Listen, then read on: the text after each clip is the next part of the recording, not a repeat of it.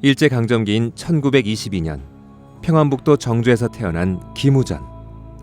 당시 정주는 애국의 기운이 가득한 곳이었다. 그러니까 거기에 애국 지사들이 많이 살았어요. 정주에는 애국 지사들이 많이 났습니다.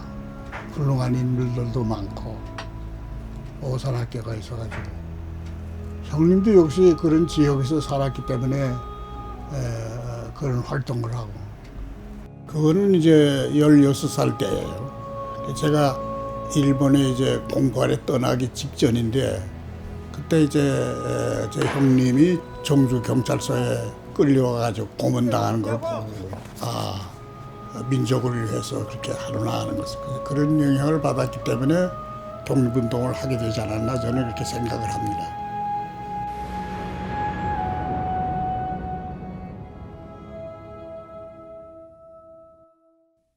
열여섯 나이에 떠난 일본 유학. 아침과 저녁으로 신문 배달을 하며 열심히 공부한 끝에 마침내 교토 리스메이칸대 법학과에 입학한 우전. 그 큰 동기는 우리 형님이 그렇게 경찰서에서 핍박을 받으니까 이걸 핍박을 안 받게 하려면은 법률을 알아야 되겠다. 일제에 대항을 해서 싸우려면 법률을 알아야 되겠다. 그래서 사실은 한 거예요. 그러나 법학 공부를 마칠 수 없었던 김우전. 1944년 미군의 총공세로 수세에 몰린 일본이 선포한 조선인 학도육군 특별지원병제. 조선인 학생은 빠짐없이 태평양 전쟁에 나서라. 강제로 징집된 조선인 학생 중에는 청년 김우전도 포함됐다. 일본군에 입대하기 전 그가 숙소로 택한 곳은 일본 교토에서 독립운동의 뜻을 함께 나눴던 남창령 지사의 집이었다. 깊은 밤 잠든 김우전을 깨운 남지사의 아버지 남재호 선생. 내 자네에게 긴히 보여줄 게 있네. 저한테 그 장로에서 꺼내서 태극기를 배워줘요. 태극기를 처음 그때 저는 봤습니다. 아니 이건 태극기네. 그 당시에는 태극기를 가지고 있어서도 그건 범죄가 돼서 본 사람도 이제 신문을 당하고 가지고 있는 사람은 그건 처벌을 당하고 그런 때인데 이제 그 태극기를 저한테 배워주고 중국에 대해서 얘기를 해서 내 일로들 말이 있네. 혹시 자네가 중국에 파견될는지 모를 테니까 중국에 가게 되면 독립운동 하시는 분들이 계시고 임시정부가 지금 활동을 하고 있을 때 한번 거기 가서 일을 해보는 것도 좋을 거다. 저는 탈출하라는 말씀입니까?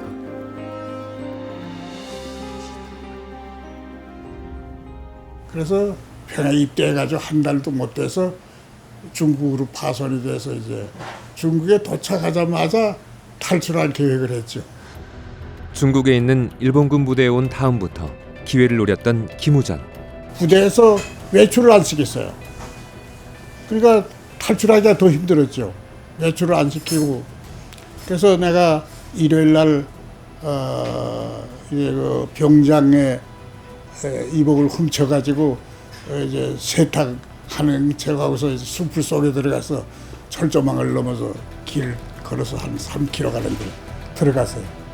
사실은 떠날 때는 한 달 걸어서 수안까지 갈 생각을 했는데 하루 만에 그 독립운동 진영을 만나게 됐어요.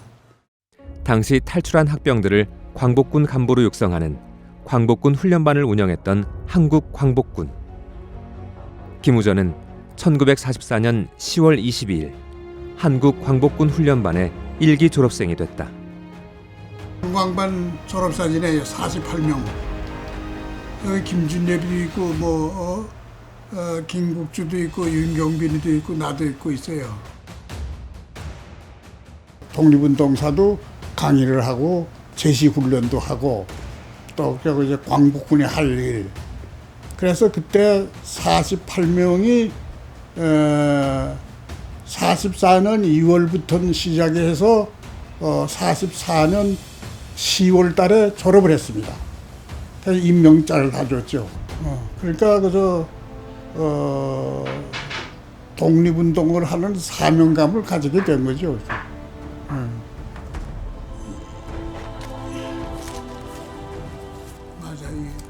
이게 아까 얘기한 수첩이에요.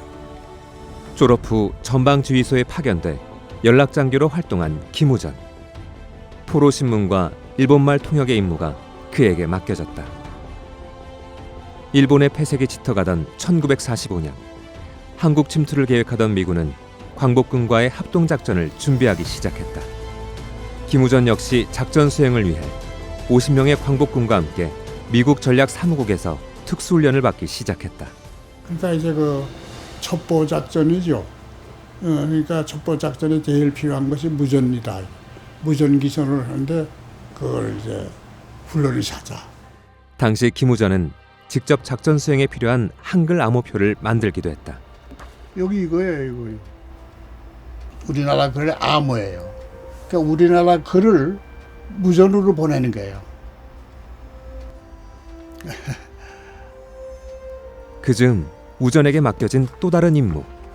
1945년 4월 6일 중국 충칭의 임시정부. 김우전을 찾는 김구 주석의 은밀한 불은 임시정부의 상황과 우리 광복군이 한반도 상륙작전을 준비하고 있다는 것을 국내에 알려야겠어.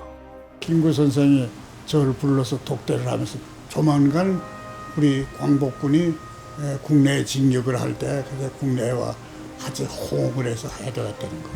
그것을 국내 애국사들 알리는 일이 상당히 중요한 일인데 이것이 지금 하고 있지 못하니 이걸 자네가 좀 해야 되겠다 하시면서 이제 기호비서 임명장을 줄 테니 필요할 때 쓰시오. 기업에서 임명장을 준다. 이걸 가지고 가서 애국지사를 만나게 되면 내가 임시정부의 대변인이라고서 얘기를 해라. 그렇게 김구 주석의 비밀 임무를 맡게 된 김우전. 그러나 김우전은 맡겨진 임무를 끝내 완수할 수 없었다.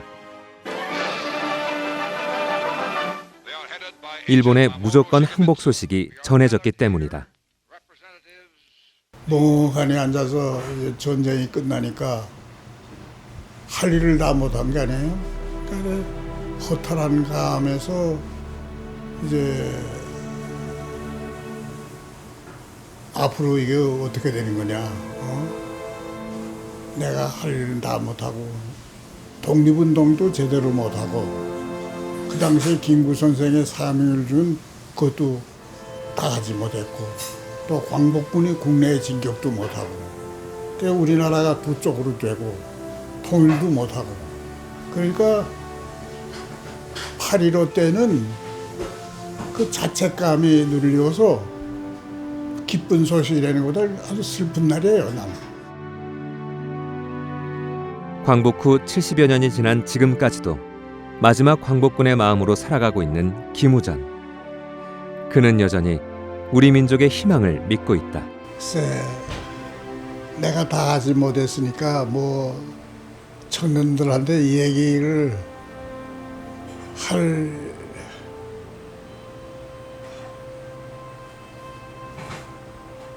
처지가 못 되지만은 그래도 우리 민족은 우수한 민족이니까 언젠가는 평화적으로 남북이 합쳐가지고 통일이 된다는 것을 나는 믿습니다.